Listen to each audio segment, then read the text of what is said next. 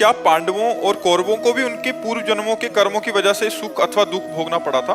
अवश्य। भीष्म जी ने कहा कि हम बाणों की सैया में हमें तो 100 जन्म तक देख रहे हैं कि हम, भगवान ने कहा 100 जन्म के आगे की बात है। तो अपने हजारों करोड़ों जन्म हो गए हैं, तो ऐसे ही चाहे पांडव हो चाहे कौरव हो चाहे, अरे यहाँ तक कि भगवान ने अपने आप को भी उसी कानून के अंतर्गत रखा। यदि बाली को छुप करके मारा तो अंत समय में व्याध ने भगवान के चरणों में बाण मारा कि नहीं मारा?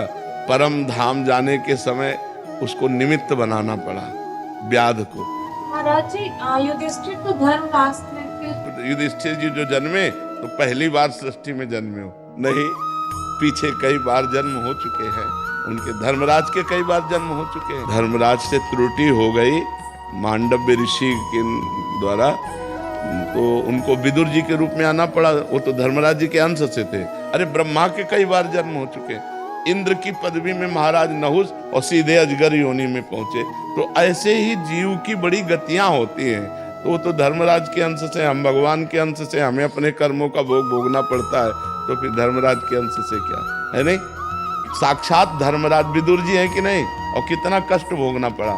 और धर्म के अंश से युधिष्ठिर जी हैं, वायु के अंश से भीम जी हैं, तो सब भोगना पड़ता है। अवश्य में भोक्तव्यम कृतम कर्म सो। अनेक जन्मों का जाल बिछा हुआ है, किस जन्म में कौन कहाँ हुआ।